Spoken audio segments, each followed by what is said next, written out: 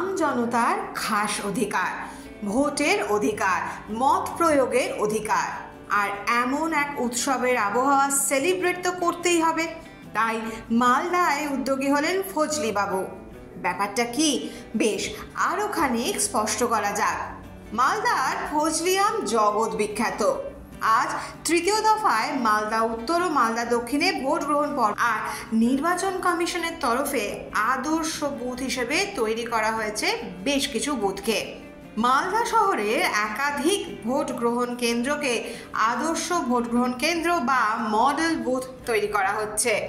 তার মধ্যে উল্লেখযোগ্য মালদা শহরের বার্লো গার্লস হাই স্কুল। এই ভোট গ্রহণ কেন্দ্রটি আম বাগানের আদলে সাজিয়ে তোলা হয়েছে।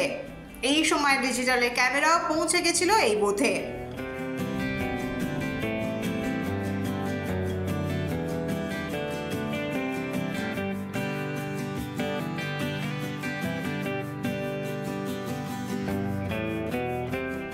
মালদার দুটি লোকসভা আসনে মোট 4টি আদর্শ বুথ তৈরি করা হয়েছে নির্বাচন কমিশনের পক্ষ থেকে।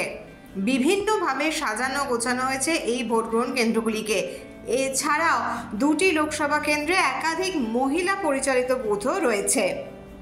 তৈরি হচ্ছে, এটা একটা মডেল বুথ। এই মডেল বুথে মালদার ঐতিহ্য আম দিয়ে সমস্ত ডিজাইন করা হচ্ছে।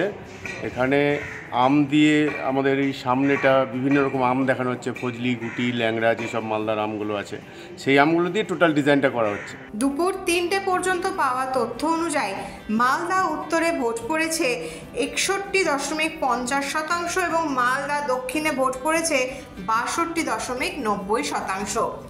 ভোট সংক্রান্ত সব খবরের আপডেট জানতে আপনাদের নজর থাকুক এই সময় ডিজিটালে।